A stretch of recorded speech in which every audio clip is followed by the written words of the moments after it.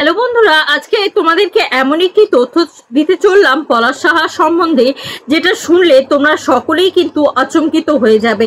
সেই তথ্যটা আমি অবশ্যই আজকে ভিডিওর মধ্যে দেব এবং তোমরা সেটা শুনবে এবং তারপর তোমরা বলবে সত্যি দিদি ভাই আর একটুখানি আগে যদি সকলেই বুঝতে পারতো এই ইনফরমেশনগুলো, তাহলে হয়তো আমাদের পলাশ সাহার জীবনটা হয়তো বেঁচে যেত, একটা মেয়ের সংসার হয়তো বেঁচে যেত, সুস্মিতা হয়তো তাহলে ঠান্ডা মাথায় জীবনটাকে যাপন করতে পারত। আজকে তার মাথায় যে বিপদ ঝরে পড়েছে, বজ্রাঘাত পড়েছে, সেই বজ্রাঘাত আর কাউরির মাথায়ও পড়তো না এবং তার মাথাতেও পড়তো না। এই 18, 19, 20 বছর এই কচি বয়সে এরকম বিপদ তার মাথায় পড়তো না। এবার ঘটনাটি কি ঘটেছে না ঘটেছে সমস্ত কিছুই কথা তোমাদেরকে আজকের এই ভিডিওর মধ্যে বলবো। তার আগে ইন্ট্রোটা দিয়ে নিই। হ্যালো বন্ধুরা, তোমরা সকলে কেমন আছো বলো? আশা করি প্রত্যেকে ভীষণ ভালো রয়েছো। তো বন্ধুরা, তোমাদের যদি আজকের ভিডিওটা ভালো লাগে লাইক করবে, শেয়ার করবে, কমেন্ট করবে এবং কমেন্ট করে তোমাদের মতামত জানাতে একদম ভুলবে না। আর যদি পলাশ সাহার সম্বন্ধে আরো আপডেট পেতে যাও অবশ্যই আমার চ্যানেলটি কিন্তু সাবস্ক্রাইব করে নিতে একদম ভুলবে না বন্ধুরা। তো চলো বন্ধুরা, মূল ভিডিওতে আমরা ঢুকে পড়ি। দেখো বন্ধুরা, যে রাত্রে এই ঘটনাটি ঘটেছিল, যেদিনকে আর কি বেলা 11টার সময় এই ঘটনাটি ঘটেছিল আর কি, এই পলাশ সাহা আর কি যে কাণ্ডটি ঘটিয়েছিল, সেই দিন তার আগের দিন আর কি তার বাড়িতে তো প্রচুর পরিমাণে অশান্তি হয়েছিল। এতটাই অশান্তি হয়েছিল যে তার বউ অর্থাৎ সুস্মিতা সে কিন্তু চলে আসে তার অফিসে এসে যিনি ওপরওয়ালার কর্তা ছিলেন তার সাথে কিন্তু কথা বলে এবং তার স্ত্রীর সাথেও একটা মেয়েতে যা কথা হয় সেরকম কথাও বলে, অর্থাৎ তার সংসারে যে অশান্তি হচ্ছে সেই নিয়েও তিনি কিন্তু কথা বলেন। ভেবেছিলেন হয়তো এই ম্যাডাম হয়তো তাকে বাঁচাতে পারে, কিন্তু সুস্মিতা বুঝতে পারেনি যে সেটা সম্মানের জায়গা। সব জায়গায় কলতলার কাকিমাদের মতন ক্যাচলাকেচলি করা যায় না, সেটা সে বুঝতে পারেনি। আর সেই সম্মানের জায়গায় আঘাত করে ফেলেছে এই সুস্মিতা, যে কারণে আর পলাশ সাহা নিজেকে ঠিক রাখতে পারেনি।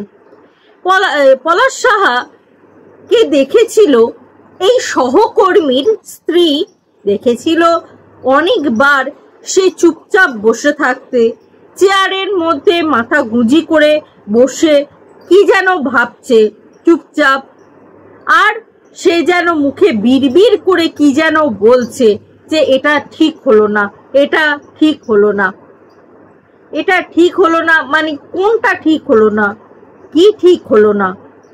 এই প্রশ্নগুলো কিন্তু তার মৃত্যুর সাথে সাথেই চলে গেল।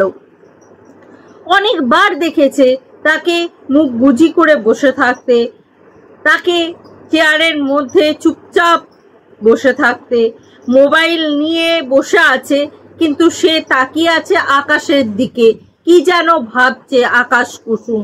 এরকম দৃশ্য কিন্তু অনেকবারই নজরে পড়েছে তার সহকর্মীর স্ত্রীর চোখে অফিসে থাকাকালীন। তো বন্ধুরা, একটা কথা বলি, একটা মানুষ এমনি কিন্তু পৃথিবী থেকে চলে যায়নি, তার ভেতরে অনেক ধিক্কার নিয়ে, অনেক যন্ত্রণা নিয়ে সে কিন্তু চলে গেছে। তো সেই ধিক্কার যন্ত্রণা একদিনে শুরু হয়নি। আর তার সহকর্মী স্ত্রী এগুলো বুঝতে পারেনি যে এই সিমটমগুলো সে যে পৃথিবী থেকে একেবারেই চলে যাবে। সে যদি বুঝতে পারতো তাহলে হয়তো তার বরের দ্বারা একটা কঠোর কিছু চিন্তা ভাবনা করে তাকে হয়তো সেই পথ থেকে বাঁচিয়ে আনার চেষ্টা করত। যতই হোক, মানুষের প্রাণটা সবার আগে। কিন্তু বন্ধুরা, প্রাণটা যে চলে গেল সেটাই যে সবচেয়ে বড় একটা বিপদ হয়ে গেল। সবচেয়ে বড় বিপদ কি কার হলো? সুস্মিতার হলো। তার জীবনে না থাকলো সন্তান তো হয়নি, না হলো সংসার, না হলো জীবন যাপন করা। তার জীবনের প্রথম প্রেম, প্রথম ভালোবাসা এই পলাশ সাহা ছিল। আর এই পলাশ সাহায় চলে যাওয়াতে সে ভীষণ পরিমাণে ভেঙে পড়েছে। তো বন্ধুরা, তোমাদের যদি আজকের ভিডিওটা ভালো লেগে থাকে অবশ্যই লাইক করবে, শেয়ার করবে, কমেন্ট করে তোমাদের মতামত জানাতে একদম ভুলবে না।